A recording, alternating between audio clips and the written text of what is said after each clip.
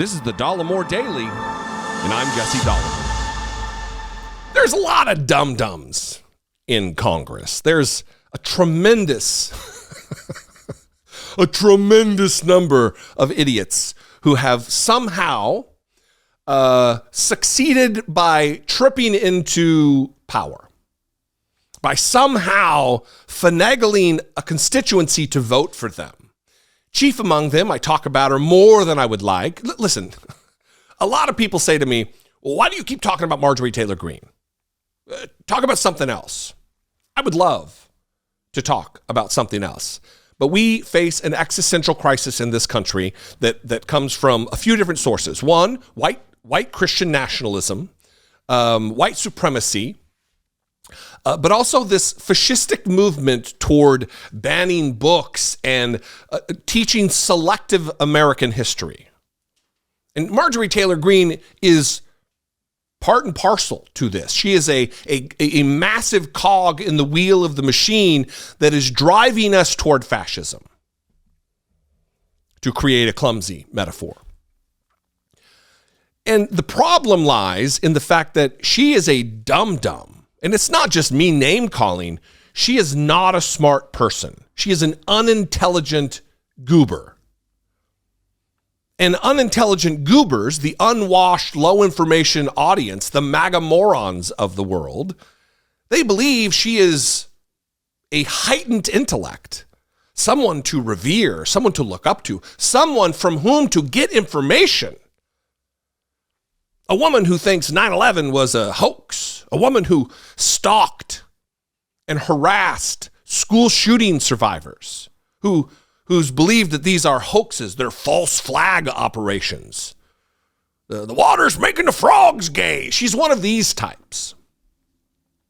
I mean, how many times have I talked about the Jewish space lasers, firing lasers down onto California to, for some reason, I don't know what benefit it would be for Jews, to create forest fires in California. She believed this. She's talked about this. She believes Q from QAnon is a great patriot. We know that for sure, she has said. I mean, she believes Donald Trump is an honorable man. That should say everything right there. But she went on Hannity last night, and this is the other thing. She is now a mainstream Republican. She's no longer a fringe idiot that Republicans are afraid to associate with. She's mainstream. She is almost solely responsible for Kevin McCarthy gaining speakership, because had she opposed, who knows how many ballots or if it would have gone down the way it went down. But she was an early adopter. Once they gained the majority, she was an early adopter of Kevin McCarthy becoming Speaker of the House. She has been placed on the Homeland Security Committee. She has been placed on the House Oversight and Accountability Committee. She's on the COVID Investigation Committee. Someone who compared wearing a mask, a proven preventative measure from contracting a pandemic-related disease. She compared it to Jews wearing a Star of David during the Holocaust. She's a fucking moron. But she's mainstream now. On Hannity. Every other night, it seems. On Tucker Carlson's show. Every other night. She was on with Hannity last night. And the conversation turned to Alexandria Ocasio Cortez, someone who is objectively brilliant, not an AOC or not a Marjorie Taylor Greene type. She is someone who is passionate and intelligent and articulate and getting the job done. She's doing work. She's not there to sow controversy. She's an adept questioner during hearings. I mean, there's not enough good things in the world for me that I can gather in a short video to talk about how much admiration I have for AOC. She's the mirror opposite. She's the 180 degree of Marjorie Taylor Greene. And this conversation went this way about Marjorie Taylor Greene. Well, I've asked her to debate me many times, and she won't do it because she's afraid or some other nonsense. Watch this, and then we'll both admire AOC on the other side, but also really make fun of Marjorie Taylor Greene. Watch this. Yeah. No, I didn't mean to interrupt you. When you run into AOC in the halls of Congress or on the floor of the House, do you ever speak to people that have these views? Do you ever have these discussions in person? I've tried, Sean. I actually challenged AOC to debates multiple times, and she has refused to debate me. And I wanted to specifically debate her on the Green New Deal. I wanted to challenge her as a successful business owner and an American taxpayer on her ideas that will completely change the way our country functions, not only with energy, but in our entire economy. But AOC couldn't do it. You want to know why? She's chicken, and she isn't brave enough to defend those ideas because they're not her own. They came out of a think tank, and she just put her name on them. It's a real intellectual argument. She's chicken. That's why she won't debate me.